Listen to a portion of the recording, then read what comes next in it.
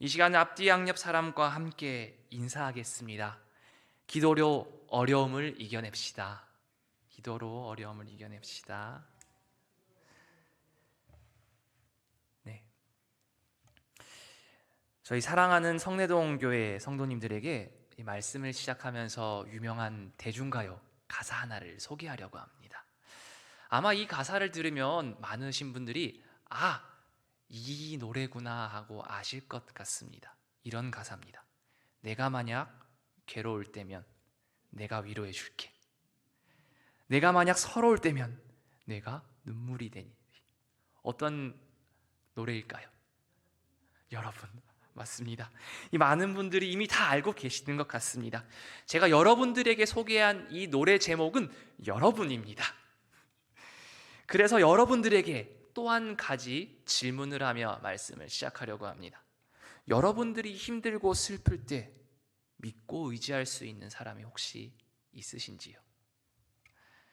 우리의 삶 주변에 가득한 고통과 어려움을 바라볼 때 더 이상 나의 힘으로써 이 모든 어려움들을 이겨낼 수 없다고 생각되는 그때에 나의 도움을 줄 수 있는 그 사람이 생기면, 그리고 혹은 나에게 이미 있으면 어떤 감정이 드나요?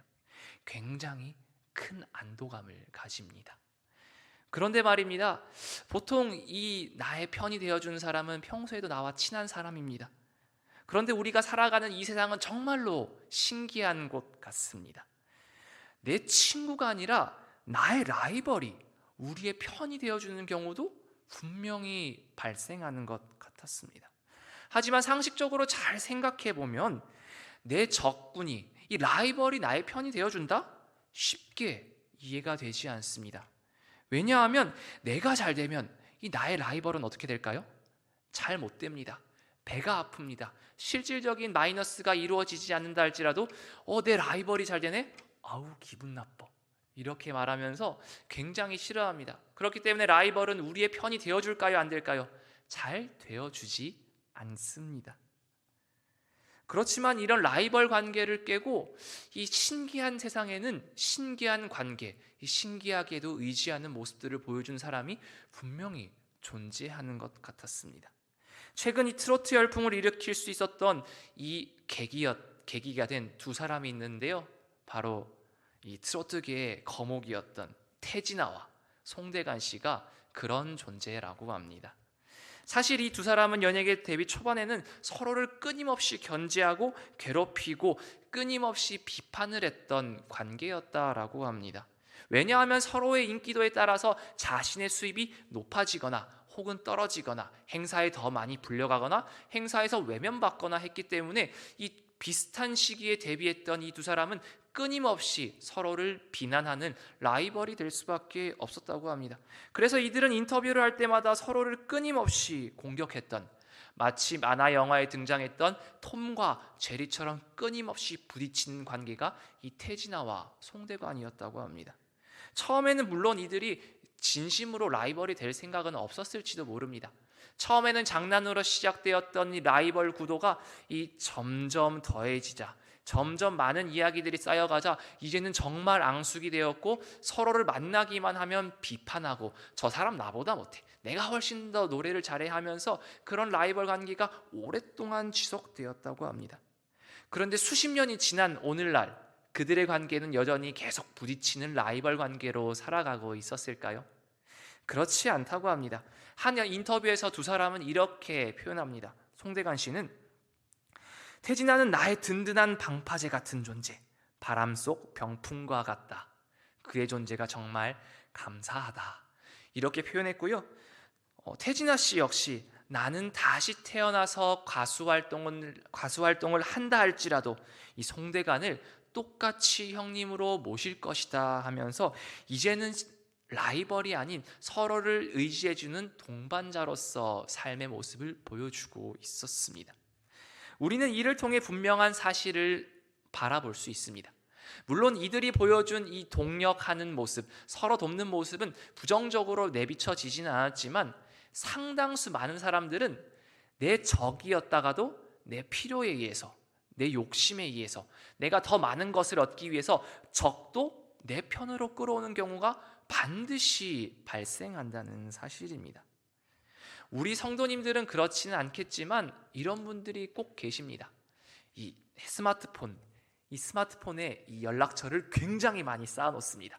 수백 통, 수천 통의 이제 연락처를 쌓아놓고 평소에는 연락을 하고 이제 인맥 관리를 하다가 막상 이제 힘든 일이 닥쳐오면 어떻게 할까요? 이제 스마트폰을 검색합니다. 검색하면서 이번에 생긴 어려운 일을 어떻게 해결할까? 땡땡 집사님이 법률적으로는 빠삭하다는데 그 집사님한테 물어보면 되겠네. 세금이나 부동산은 그 권사님이 잘 아신다지. 나 그때 그렇게 해결해야겠다 하면서 나의 힘이 되어줄 친구, 때론 나의 적이었지만 이 사람을 이용해서 내가 힘을 얻으려는 모습들이 굉장히 많다고 한다는 것 사실입니다. 그런데 문제는요, 저희가 아무리 많은 사람들을 안다 할지라도, 내가 수많은 인맥들을 쌓아온다 할지라도 굉장히 힘든 일 앞에 우리가 서 있을 때 이것을 해결해 주지 못하는 상황이 반드시 발생한다는 것입니다. 아무리 법률 쪽을 잘 아는 집사님이 계신다 할지라도, 부동산을 잘 아는 권사님이 계신다 할지라도 내가 정말로 힘든 일에 직면했을 때 그것을 해결하지 못할 때가 굉장히 많다는 것입니다.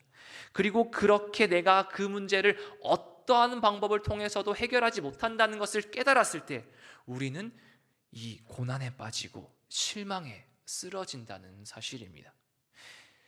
그런데 이렇게 어려움 속에 좌절하고 넘어지는 모습은 21세기를 살아가는 우리들의 모습뿐만 아니라 나의 도움을 찾지 못해서 좌절하는 이 말씀 속에 이스라엘 백성들 속에서도 똑같이 찾아볼 수가 있었습니다. 그들 역시도 굉장히 어려운 상황에 처해 있었음을 이 말씀 1절부터 16절 전체를 통하여서 우리가 확인해 볼 수가 있었습니다.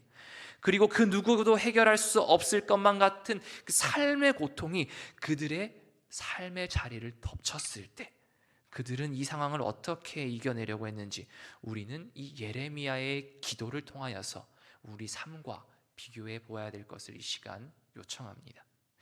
이 시간 우리 다 함께 1절 말씀을 다시 합독하도록 하겠습니다. 1절 말씀입니다. 여호와여, 우리가 당한 것을 기억하시고 우리가 받은 치욕을 살펴보옵소서. 치욕을 살펴보옵소서. 예레미야는 이스라엘 백성들이 비참하게 살아가는 이 모습들을 바라보고 굉장히 슬퍼했음을 우리가 말씀을 통해 확인해 볼 수가 있었습니다.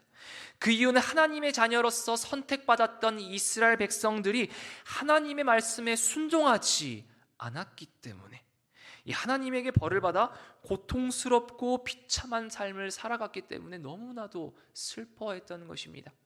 심지어 하나님의 손에 의해서 직접 벌을 받은 것이 아니라 그들이 이때까지 무시하고 경멸했었던 이방인의 손에 고통을 받게 되어서 이스라엘 민족들이 가지고 있었던 이 자존심마저 바닥으로 완전히 버려진 상태였던 것입니다.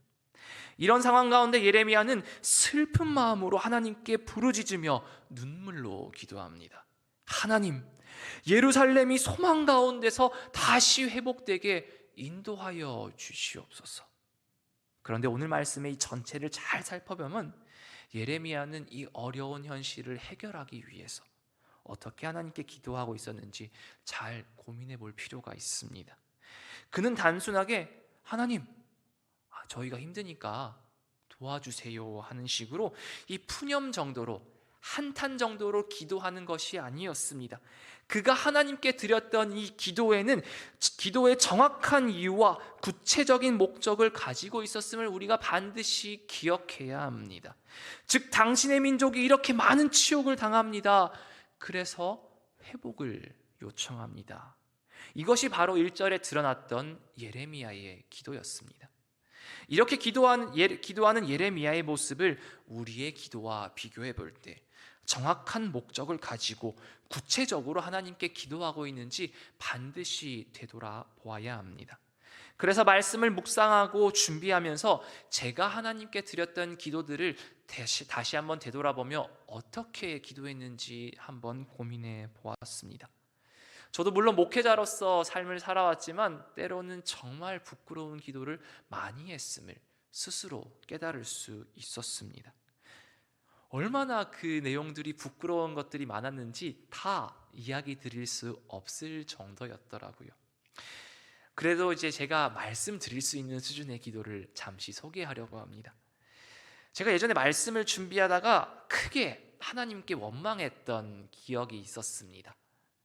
이전 교회에서 사역을 할 때 정말 이상하게도 이 수련회 전날 이 전체 교역자 단합대회 일정이 잡혔습니다. 그 다음날 저는 학생들 수련회를 인도해야 되는데 이 목사님들, 전도사님들 그리고 전 교역자들이 모여서 이 정책당회가 잡혀 있어서 저는 거기를 가야만 했던 거예요. 근데 더 큰 문제가 있었습니다. 제가 원래 그렇게 게으른 사람이 아니었는데 당장 내일 수련회인데 말씀을 준비 다 못한 겁니다. 정말 난감했습니다.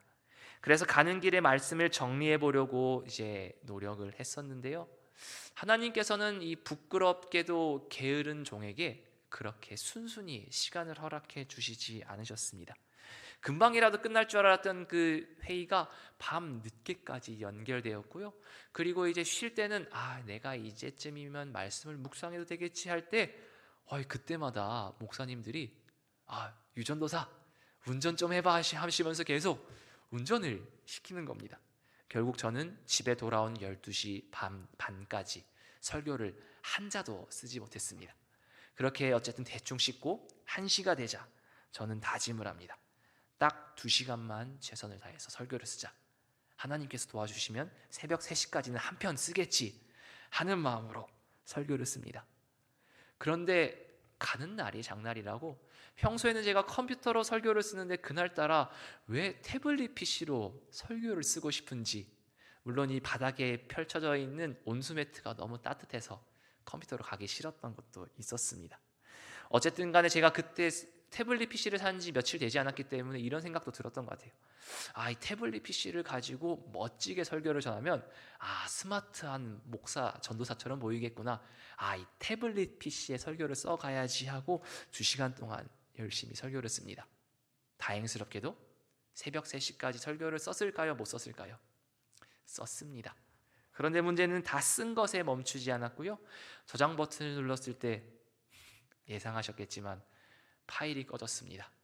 저는 수련회를 5시간도 남겨놓지 않고 이 설교 본문을 잃어버리고 만 것이지요. 그때 저는 이렇게 이야기합니다. 뭐야? 왜 멈췄지? 파일 날라갔어 하면서 이 소위 젊은 학생들 말로는 멘탈이 붕괴돼 버립니다. 그래서 이제 주변 사람들이 이제 잠자고 있을 시간이니까 큰 소리로 소리를 지르지는 못하고 얼굴을 베개에 묻고 소리 없는 비명을 지르기 시작합니다. 그렇게 한 몇 분을 뒤척이다가 다시 마음을 다잡습니다. 어려운 상황 속에서도 기도로 나아가야지. 그래서 기도를 했는데요. 제가 어떤 기도를 했을까요? 하나님, 제가 설교를 잘 쓸 수 있도록 지혜를 허락하여 주시고 명철을 허락하여 주시고 이 체력을 허락하여 주셔서 1시간 만에 쓰게 도와주시옵소서 하고 구체적으로 기도를 했을까요? 그렇지 않았겠지요. 이렇게 기도했습니다. 와, 진짜 이거 뭐예요? 나 몰라요. 그냥 잘래요 하고 그렇게 기도를 마치고 진짜 잤습니다. 결과는 어땠을까요? 그래도 다행인 거는 어찌어찌 기억이 나서 단어 몇 개를 적어놓은 것으로 설교를 마쳤는데 아이들은 눈치채지 못했지만 정말 부끄러웠던 설교 기억이 그렇게 있었습니다. 어쨌든 간 해피엔딩으로 끝났지만 여러분들에게 한 가지 질문하려고 합니다. 제가 여러분들에게 소개해드렸던 이 기도에는 본질적인 문제가 하나 있었는데요. 그 문제점이 무엇일까요? 이 짧은 기도 안에는 여러 가지 많은 문제들이 포함되어 있을지도 모르지만 이 본질적인 잘못은 문제 해결을 위하여서 하나님께 매달려서 구체적으로 그리고 간절하게 믿음으로 기도하지 않았다는 사실입니다. 만약 제가 하나님의 도우심을 끝까지 믿었다면 비록 이 중요한 내용들을 모두 잃어서 복구할 수 없는 상황이라 할지라도 정말 제가 하나님의 그 위대한 능력을 믿고 나아갔다면 이렇게 기도했을 것 같습니다. 썼던 내용들을 잘 기억나게 주님 도와주세요. 하나님께서 허락하신 말씀이 아니라 다시 쓰시라고 제게 가르침을 주기 위해서 파일을 날린 것으로 제가 믿고 다시 쓸 수 있도록 도와주세요. 이런 식으로 기도했겠지만 저는 단지 그 순간에 화를 풀기 위해서 하나님께 기도했기 때문에 내가 지금 무엇이 필요한지 정확하게 구하지 못했고 한숨만 푹푹 쉬면서 하나님 알아서 하십시오 하는 식으로 대충 기도를 던지고 잠을 청했다는 사실, 그것이 제가 드렸던 기도의 근본적인 문제였던 것입니다. 물론 욥의 상황과 같이 너무나 힘든 상황에 처했을 때 아무것도 할 수 없어서 툭툭 던졌던 그 욥의 상황이라면 하나님께서는 불쌍하신 마음으로 이 자녀를 도와주실 수도 있겠지만 적어도 하나님께 드리는 이 기도가 응답받을 수 있을 것인가에 대한 확신도 가지지 못한 이 불신한 기도는, 이 하나님에 대한 믿음을 가지지 못한 이 나약한 기도는 하나님께서는 기쁘게 받아주시지 아니하시며 마땅히 응답도 하지 않으신다는 사실입니다. 이것이 기도에 필요한 실전의 가치이고 목적이며 우리의 정체성입니다. 그렇지만 사람은 정말 나약한 존재인 것 같습니다. 이렇게 기도하면 안 된다라는 것을 잘 알고 있고 우리는 하나님의 그 위대한 것을 입으로 고백하며 살아가지만 막상 제가 그랬던 것처럼 삶의 어려운 자리에 우리가 서 있었을 때 그때 하나님을 먼저 바라보는 것이 아니라 내 힘을 먼저 의지하고 해결하지 못하면 주변 사람들의 도움을 찾아보다가 그것마저 해결되지 않는다면 하나님께서 나를 도와주시지 않는다, 하나님께서는 나를 인도해 주시지 않는다 하면서 불평불만하는 모습을 보여주면서 그 어떤 것보다 위대하신 하나님을 버리는 모습들을 자주 보여준 것입니다. 이것이 솔직한 이 시대를 살아가는 우리의 삶의 모습인 것입니다. 예레미야의가 배경 역시 오늘날의 모습과 비슷한 것 같습니다. 이스라엘 백성들은 자신들이 지은 죄 때문에 상상할 수 없는 이 큰 벌들을 받아왔습니다. 2절 말씀에서도 이 고난의 모습들을 보여주고 있었는데요, 2절 말씀에 나오는 고난은 이 자신들의 재산과 집들을 외국인들, 즉 이방인들에게 모두 빼앗겼음을 2절 말씀을 통해 볼 수 있었습니다. 다 뺏겼습니다. 3절 말씀에서도 고난을 받게 되었는데요, 이 전쟁 때문에 가족들이 포로로 끌려갑니다. 그리고 죽임을 당합니다. 생사를 알 수 없는 이 창자가 끊어지는 그런 심정을 가졌다는 사실이지요. 4절과 5절 말씀에서도 똑같이 이런 고통은 계속해서 드러납니다. 모든 것을 빼앗기고 아무것도 가지지 않아 삶을 이어나가기가 힘들 정도로 비참한 현실이지요. 6절과 8절에서도 이런 고통들은 계속해서 등장합니다. 자신들에게 전쟁을 승리했던 이방들에게 자존심 상하게 엎드려야 했고 그들은 이스라엘 백성들을 짐승 대하듯이 포악하게 괴롭혔다는 것입니다. 마치 저희가 하늘에 날아다니는 이 모기를 잡는 것처럼, 징그러운 바퀴벌레를 때려잡는 것처럼 그들을 그렇게 비참하게 다루었다는 사실입니다. 9절 말씀은 더 비참합니다. 이방인들이 괴롭히는 것은 그럴 수도 있겠지만 이제는 살아가는 것이 너무나 힘드니까 동족들까지도 서로의 물건을 빼앗으며 힘센 사람이 약한 사람을 괴롭히는 상황이 된 것입니다. 1절부터 9절까지 나오는 이 모든 말씀을 한마디로 표현하면 동물의 왕국과 같은 이런 비참한 현실이었던 것입니다. 이런 비참한 현실 가운데 모두가 하나님께 기도드리는 것을 포기하고 살아갔음에도 불구하고 이 말씀에 등장하는 예레미야는 이런 어려움을 해결해 주실 위대한 하나님의 그 능력을 믿고 이스라엘 백성들이 지닌 이 삶의 고통을 단 하나도 빼지 않고 하나님께 기도로 나아갔습니다. 예레미야가 현실의 어려움을 하나도 빼놓지 않고 기도로 드렸던 이유가 무엇이었을까요? 하나부터 열까지 하나님께 다 알려바친 것이 하나님께서 지금 이 상황을 모르고 계신다라고 생각해서일까요?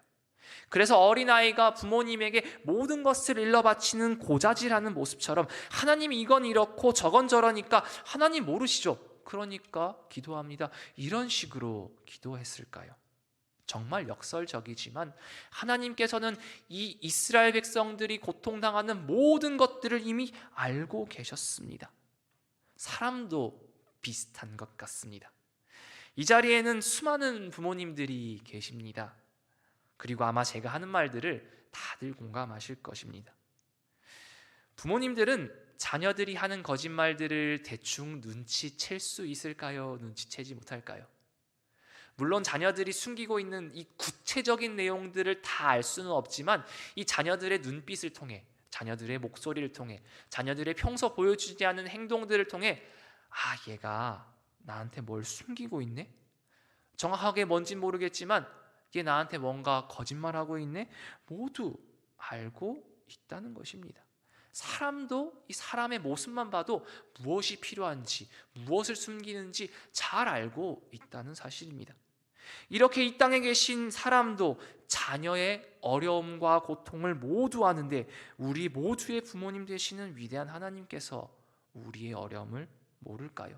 우리가 구체적으로 자세하게 열정적으로 기도하지 않는다 해서 주님께서는 우리의 어려움을 모르시는 것이 아닙니다. 이미 알고 계십니다. 그래서 조금 더 이해하기 쉽게 우리의 자녀와 부모님의 모습을 계속해서 비교해 보도록 하겠습니다. 아무리 자녀들이 거짓말을 하고 숨긴다 할지라도 이 진지하게 구체적으로 간절한 마음으로 부모님들에게 이렇게 말하면 어떤 모습, 어떤 느낌이 들까요? 엄마, 아빠, 나 이러이러해서 어려움이 있는데 내가 이런 거짓말을 해서 힘든데 도와주세요. 이런 말을 들었을 때 이 자리에 계신 어머니들, 아버지들 어떤 느낌이 드시는지요? 이렇게 생각하시는 분은 없을 것입니다. 괘씸하게 부모를 속여? 너가 아무리 그렇게 말해도 절대로 안 도와줄 거야. 이런 분들은 아마 거의 계시지 않을 것입니다. 이런 모습과 같이 예레미야는 위대한 부모님 되시는 하나님께 자세히 기도드렸던 이유는 바로 하나님, 저희 민족이 하나님께 죄를 지은 것 잘 알고 있습니다. 그렇지만 정말 부끄럽지만 하나님, 염치 없이 기도로 구합니다. 도와주세요. 살려주세요. 이렇게 직접적으로 기도하는 모습을 보여줌으로써 이스라엘 백성들에게 기도는 이렇게 하는 것이다. 너희가 말로써 기도하는 미사여구가 아니라 정말 간절한 마음으로 자녀가 부모에게 구하듯이 하나님께 기도해야 한다라는 것을 알려주었던 것이 이 메시지였습니다. 하나님이 모든 것을 아신다고 생각해서 대충 기도한다면 하나님께서는 그렇게 대충 드려진 기도를 받지 아니하시고 내버려 두신다는 사실을 강조하기 위해 했던 이 예레미야의 의도가 이 기도 속에 들어 있었던 것입니다. 그래서 예레미야가 범죄의 결과를 하나하나 고백하고 회개하는 모습을 보면서 많은 것들을 경험하고 깨닫게 됩니다. 너무나 힘이 들어서 포기하고 싶은 이 어려운 상황 속에서도 예레미야는 희망을 잃지 않고 하나님께 기도하는 것이 오늘날을 살아가는 우리에게 반드시 요청되는 삶의 모습이다. 이것이 기도의 핵심이다 하고 알려주는 것입니다. 그 누구도 희망을 찾을 수 없는 상황이지만 예레미야는 하나님, 예루살렘을 기억해 주시옵소서, 예루살렘을 버리지 말아 주시옵소서 하고 이 간절히 요청의 기도를 드렸던 것입니다. 비록 그들이 받는 고통과 이 많은 어려움들은 자신의 그 죄 때문에 생긴 것이지만 예레미야가 끝까지 기도로서 하나님께 희망을 구했던 것은 이스라엘은 원래 하나님의 선택을 받은 백성이기 때문에 자세히 구하고 구체적으로 구하고 간절히 구한다면 신실하시고 위대하신 하나님께서 이 모든 것을 언젠가는 용서해 주시고 도움을 주실 것을 그는 믿고 있었기 때문에, 회복해 주실 것을 믿고 있었기 때문에 그는 지금 당장 많은 것들이 변하지 않는다 할지라도 다시 한번 하나님께 강하게 기도할 수 있었던 것입니다. 이처럼 죄의 결과를 자세히 고백하며 하나님의 은혜를 구하는 모습이야말로 주님과 함께 동행하는 중에 어려움을 겪는다 하더라도 이 삶의 어려움을 이겨낼 수 있는 유일한 방법임을 우리가 고백하며 나아갔으면 좋겠습니다.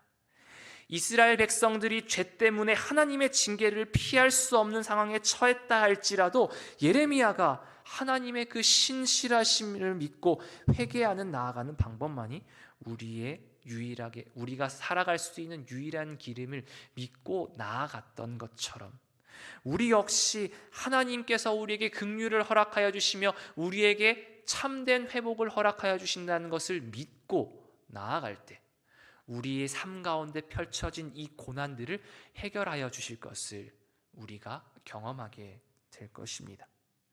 우리의 슬픔을 기쁨으로 변화시켜 주시며 우리는 그 은혜를 기억하며 기뻐 춤추며 평생의 길을 주님과 함께 동행해야 할 것입니다. 이제 말씀을 마무리하며 다시 한번 저와 여러분 모두에게 질문을 하려고 합니다. 말씀의 제목이 슬픔이 다시 기쁨이 되려면, 슬픔에서 기쁨이 되는 이 조건에 대해서 이야기했습니다. 정답이 무엇일까요? 바로 기도였습니다. 그렇기 때문에 여러분들에게 다시 한번 더 질문을 합니다. 살면서 죽을 것 같이 기도를 해본 적이 있는지 한번 되돌아보았으면 좋겠습니다. 정말 어려운 일이 있을 때 이번만큼은 죽을 만큼 기도를 해서 하나님을 찾았으면 좋겠다 하는 생각과 함께 실천을 옮긴 적이 있었는지 되돌아볼 필요가 있습니다. 예수님께서는 땀이 피가 될 때까지 겟세마네 동산에서 기도를 하셨지만 예수님의 뜻대로 기도가 이루어지지 않고 결국 하나님의 뜻대로 십자가에 달려 돌아가신 것을 우리가 기억했으면 좋겠습니다. 그렇게까지 기도를 안 해본 우리가 왜 하나님 우리의 기도를 왜 들어주지 않으십니까? 하고 불평하는 것은 커다란 교만이며 죄악이 아닐까 스스로 되돌아보는 시간을 또한 가졌으면 좋겠습니다. 비록 우리 눈앞에 펼쳐진 고통과 어려움이 이 구체적인 갈 길을 보여주지 못하지만 그럼에도 불구하고 나에게 펼쳐진 이 어려운 순간이 역설적으로 하나님께 기도하기 위한 가장 좋은 순간으로, 가장 좋은 시기이므로 우리가 믿고 다시 기도할 수 있는 순간이 되었으면 좋겠습니다. 유명한 영화배우 이소룡은 이런 명언을 남겼습니다. 나는 10,000가지 발차기를 연습한 사람보다 1가지 발차기를 10,000번 연습한 사람이 더 무섭다. 이 이야기는 어떤 것을 의미할까요? 집중하지 않고 이것도 해보고 저것도 해보는 이 수박 겉핥기식으로 접근을 한다는 것은 크게 의미가 없다는 사실입니다. 우리의 기도도 역시 마찬가지입니다. 하나님 이것도 해주시고요, 저것도 해주시고요, 이것도 저것도 안 되면 저기 있는 것을 도와주십시오 하면서 기도하는 그런 얕은 기도는 하나님께서 마땅히 받아주시지 않을지도 모른다는 것입니다. 그렇기 때문에 우리가 하나에 집중해서 하나님께 간절하게 나아가기를 축원합니다. 이 1가지 기도, 간절한 기도, 이것들을 하나님께 내어놓으며 하나님과 동행하는 살며 은혜를 간구하는 우리의 삶이 되기를 이 시간 간절히 축원합니다. 우리 함께